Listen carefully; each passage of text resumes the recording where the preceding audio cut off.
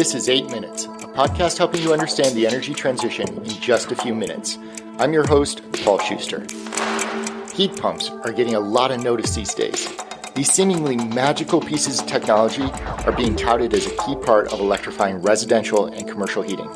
Not only do heat pumps transition away from fossil-fired boilers, but they have the capacity to replace both the cooling and heating equipment in a building. Today, we're digging into how these heat pumps work, why they show such promise for the energy transition, and why we can start to put to rest some of the myths around whether these things actually work in colder climates. 8 minutes. It's how long it takes the sun's rays to reach Earth, or about the length of time your teenage daughter would like to spend with you. A week. Let's get it on. Heat pumps have been around for a while, and you probably already have them in your house, even if you don't know it.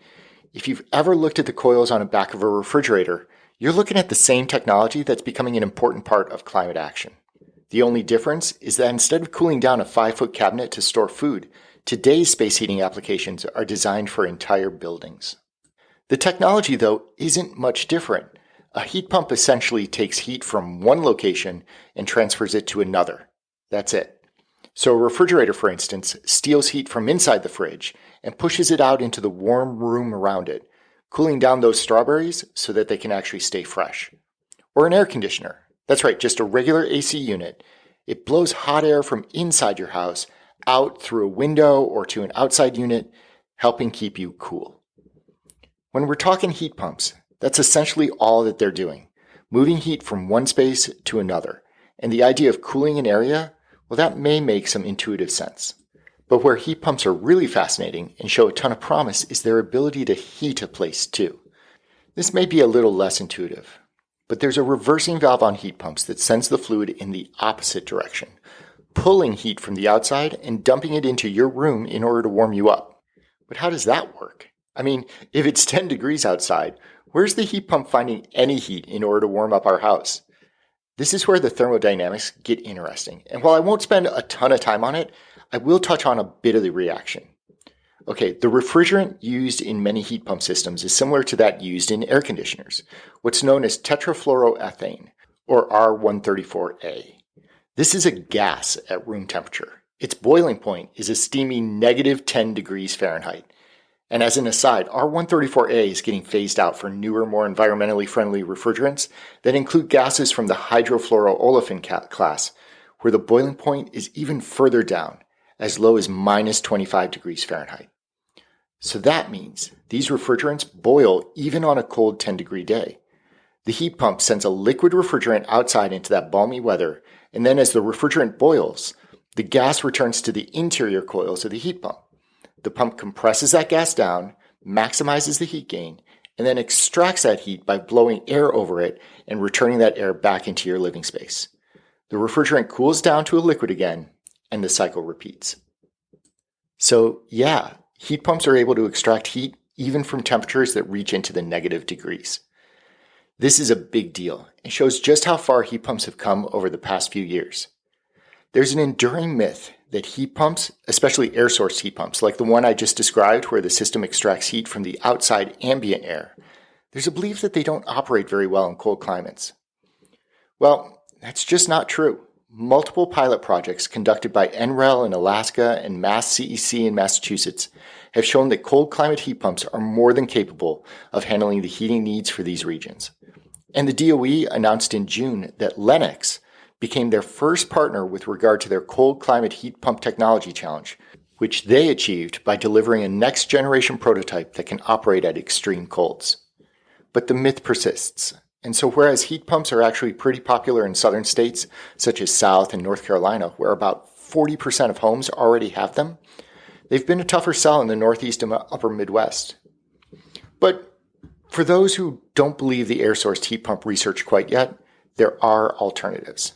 See, air source heat pumps simply transfer heat from the ambient air to the house. Ground source heat pumps, or geothermal, they bury the coils a few feet into the ground, where the temperature is much more stable and never freezes, which means the heat pump is always operating efficiently regardless of the temperature outside. Or water source heat pumps. they can do something similar by submerging the coils in a nearby stream or pond. The point is that heat pumps are efficient, clean, low-cost ways of getting off of natural gas or oil-burning furnaces, and they represent a real opportunity to electrify. And they may make economic sense too. As gas prices have skyrocketed due to the ongoing conflict in Ukraine, for instance, the demand for heat pumps in Europe have really shot up. The IEA estimates that 3 million heat pumps were bought in 2022 in Europe, up from 1.5 million in 2019, and on pace to reach 7 million per year by 2030. And here in the US, heat pumps are a big component of climate action too. Washington just announced that any new building must be built with heat pumps. The recent Inflation Reduction Act, the IRA, invested heavily in incentives for the technology, offering $1,500 for water heating pumps and up to $8,000 for space heating heat pumps. And the Department of Health and Human Services further allocated a tranche of their $4.5 billion energy efficiency budget towards heat pumps for low and moderate income households. So if you're considering a heat pump, there are a couple of things to think about. First, take note of your actual cold weather risks.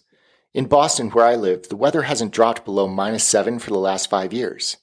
So maybe an air-source heat pump that's good to -15 will work for me. Or do I really need that geothermal unit in order to help alleviate my anxiety? Second, understand what you're replacing. Massachusetts found that in their heat pump pilot, a good third of their homes still required a natural gas hookup, mainly because the water heating still required it. And lastly, don't take no for an answer. HVAC replacement often happens because the AC unit broke. I'm guilty of this myself. As our home's AC unit, it busted on us this past summer during a heat wave. Our technician advised a quick replacement of another low-cost AC unit, or we could wait and install a heat pump later and suffer through the high temps for a short period of time.